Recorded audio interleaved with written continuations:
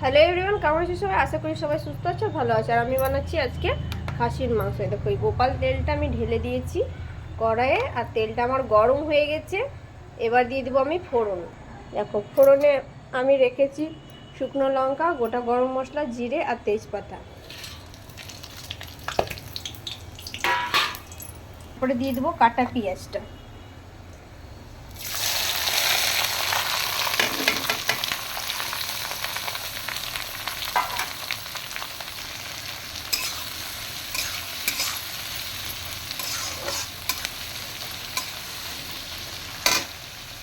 পেঁয়াজটা আমার খুব সুন্দর করে ব্রাউন করে আমি ভেজে নিব। আর এই বালতিতে আমি ভরে রেখেছি আরোর জল। আর ভাতটা আমার এখানে হয়ে গেছে। প্রেসার কুকারে আমি মাংসটা 3 সিটি দিয়ে রেখেছি, কেননা মাংসটার আমার একটু তাড়াতাড়ি আছে, তাই এটা হাফ কেজি মটন আছে। আর আমি 3 সিটি মেরে রেখেছি। আর আমি এখানে একটা আলুকে 4 পিস করে কেটে রেখেছি। পেঁয়াজটা আধ ভাজা হয়েছে, এবার আমি আলুটা দিয়ে একটু ভেজে নিচ্ছি।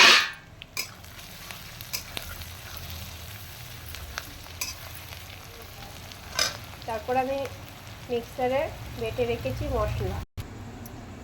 এই দেখো জিরে, ধনা, গোলমরিচ, আদা, রসুন, লঙ্কা সব দিয়ে একটা মশলা করে রেখেছি। আর এই মশলার মধ্যেই আমি একটু কালারের জন্য দিয়ে দিলাম কাশ্মীরি গুঁড়ো লঙ্কা। আর হলুদটাও আমি এই মশলাতেই দিয়ে দিচ্ছি পরিমাণ মতো।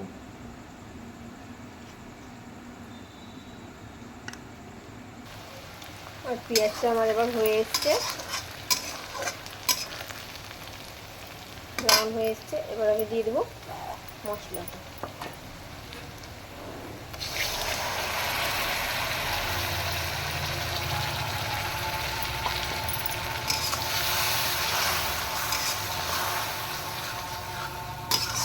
সুন্দর করে এখন ঢাকনা দিয়ে দিয়ে আমি মশলাটা কষবো।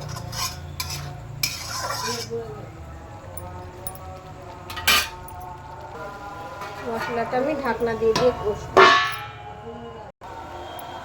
এখন আমি লবণটা দিইনি, লবণটা দিলেই কিন্তু পেঁয়াজটা আর গলবে না, সেই জন্য পেঁয়াজটাকে গলাচ্ছি। এখন আমি লবণ দিইনি, মাংস দেবো তারপরে লবণটা দেবো। মশলাটাতে আমার তেল ছেড়ে এসছে, মানে এবার মশলাটা হয়ে এসছে।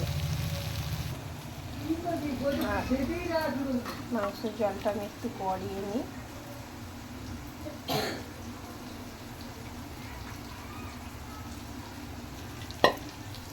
এবার আমি ঢেলে দিই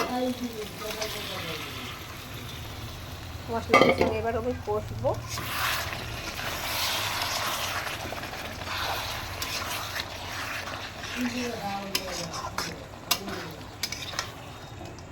এবার আমি মশলাটার সঙ্গে মাংসটাকে কষে নিই।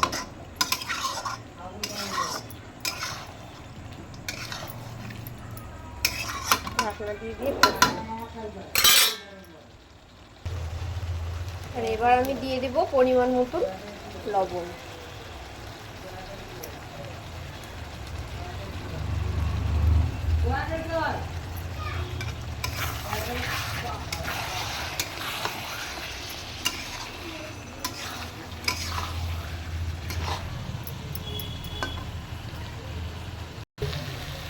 আমার মশলাটার সঙ্গে মাংসটা কষা হয়ে গেছে, তেল ছেড়ে দিয়েছে। এবার আমি দিয়ে দেবো এই জলটা, সেদ্ধ করা জল।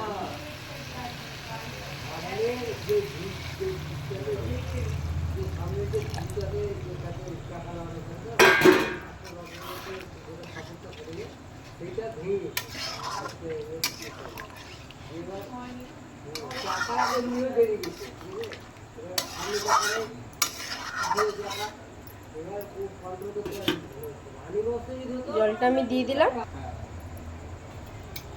আর একটু সামান্য জল দেব। একটু ঝোল খাবে, পাতলা ঝোল খাবে।